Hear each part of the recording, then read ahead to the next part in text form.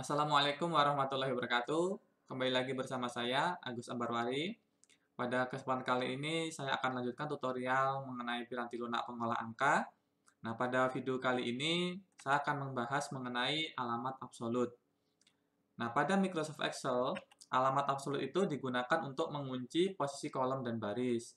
Nah, biasanya pada sel yang ingin dikunci itu ditandai dengan simbol dolar yang menggunakan shift angka 4 ya di keyboard. Nah, artinya ketika suatu sel itu dikunci, dia tidak akan bisa digeser-geser ketika nanti menggunakan autofill. Nah, fungsi absolute ini ada dua. Ada absolute mutlak, maksudnya sel dan kolom dan baris itu benar-benar dikunci semuanya. Ada semi absolute, yang mana salah satu dari antara kolom dan baris itu yang dikunci agar tidak bisa bergerak nantinya ketika menggunakan autofill. Nah, ini yang contoh dari semi absolute. Nah, mungkin sebelum masuk ke semi absolute, ini kan semi absolute. Jika absolut mutlak itu dia dua-duanya, yaitu antara kolom dan baris yang dikunci. Kalau semi absolut itu salah satu kolom atau baris dari suatu sel itu yang dikunci. Nah, ini contohnya seperti ini. Ini maksudnya dia mengunci kolom A. Jadi ini A2 ya. A2 yang dikunci itu hanya A-nya saja. Nah, sedangkan yang ini $1, berarti yang dikunci ini kan B1 kan ini. Yang dikunci itu adalah angka 1 ini ya. Posisi posisi barisnya. Kalau ini posisi kolomnya.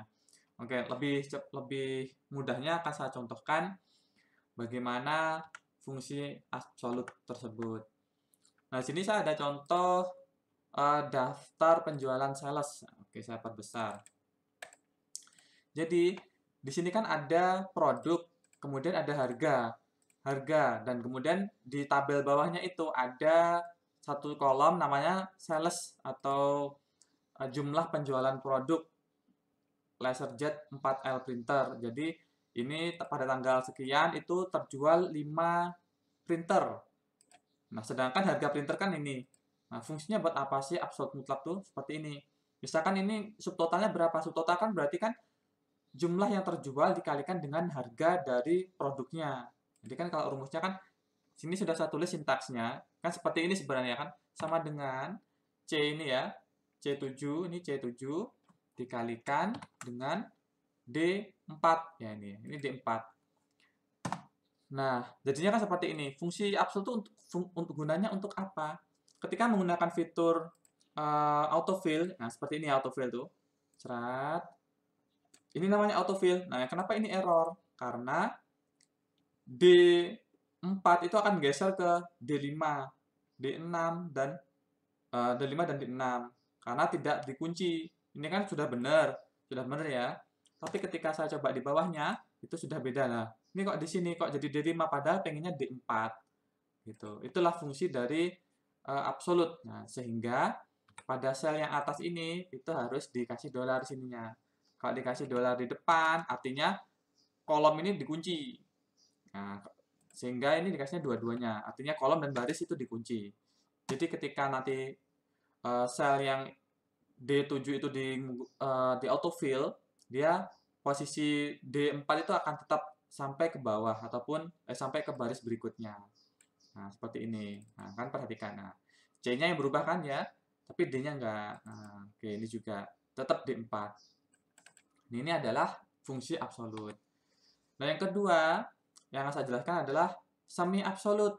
Tadi dijelaskan kalau semi absolut itu digunakan untuk mengunci salah satu baris atau kolom pada suatu sel. Nah, ini saya buat contoh seperti ini.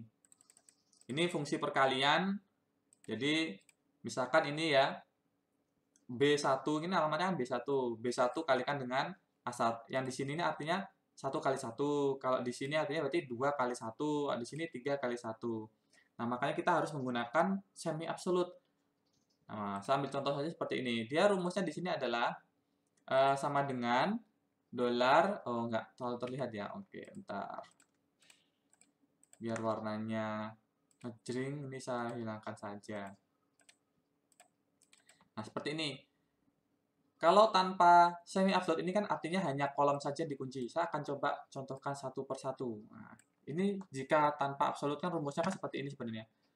Ini A2 dikali dengan B1 ya. Nah, kalau seperti ini, ketika kita tarik menggunakan autofill, itu pasti ada yang berubah. Nah, kenapa 100? Ini kan 1 kali 5 kok bisa 120? Karena dia mengambil angka 24 nih, 24 kali 5 itu 120. Itulah kesalahan pertama karena tidak mengunci apa namanya? Ini kan berarti barisnya ya, barisnya tidak dikunci. Sehingga kita perlu mengunci salah satunya saja. A-nya pengen tetap bergerak ya A-nya. A2 ini pengen berubah. A2 ini tetap ke bawah, jadi ini nggak perlu dikunci dulu. Jadi cukup B ini aja. Jadi ini dikuncinya yang mana? Bukan kolomnya, tetapi barisnya. Tadi kan yang bergeser barisnya. Jadi ini dikunci. Seperti ini. Coba kita tarik ya. Nah, sudah benar ya. Nah, ini kan tetap B1-nya kan tetap. Ini B1 juga tetap. Nah, sekarang C. Ini saya hapus dulu. Sini, posisinya sekarang di sini. Ini kan artinya kan 2 dikalikan dengan 1. Kalau saya menggunakan yang sel ini, saya tarik aja ke kanan, itu juga pasti salah. Ada yang error, ada yang rusak gitu. Nilainya. Loh, wong 2 kali 1, 2 betul. 3 kali 1 kok 6? Harusnya kan 3 kali 1, 3. Tapi ini hasilnya 6, karena dia mengambil nilai ini, 2 ini. 3 kali 2, 6. Saya coba tunjukkan. Nah, nih, kok gesernya sini? Pengennya C2 itu tetap di sana ya. Harusnya C1, bukan C2. Ini kan sorry. Ini kan posisinya A2 kali dengan B1. Oh, ini A-nya di depan aja ya, biar nggak bingung. Berarti ini, oh sorry, betul, gitu aja nggak apa. Artinya kan pengennya ini tetap ya. Ini harusnya C2, sorry, C1 ini tetap, tapi ini dikalikan dengan bukan B2, tetapi A1. Kok A1-nya bergeser ya? Ini kan, sorry, A2, bukan A1, ini A2 ya. A2. Harusnya kan tetap A2, ini juga harusnya tetap dikalikan dengan A2. Kalau ini saya ganti A2. Oh, betul hasilnya. Ini juga dikalikan dengan A2. Betul hasilnya. Tapi kan yang dipinginkan kita nggak mungkin merubah satu per satu. Sehingga kita harus mengunci salah satu selnya. Jadi ini yang dikunci yang mana? Adalah bagian kolom. Ini kan baris yang dikunci. Yang bagian ini kan baris ke bawah. Sedangkan yang ke kanan itu yang dikunci adalah bagian kolomnya. Sehingga seperti ini. Kita coba ya. Jadi A2 itu akan tetap gitu. Nah, betul kan ya? Nah, sekarang ini kalau misalkan ditarik ke bawah pun itu juga bisa langsung otomatis nanti. Nah, betul ya, 5 kali 5, jawabannya 25. Inilah fungsi dari absolut dan semi absolut gitu. Nanti teman-teman silakan bisa dicoba. Insya Allah akan saya sisipkan ini filenya di deskripsi. Jadi silakan dicoba penggunaan fungsi absolut atau alamat absolut. Nah, mungkin sekian. Jika ada yang ingin ditanyakan silakan tinggalkan di komentar. Terima kasih dari saya. Wassalamualaikum warahmatullahi wabarakatuh.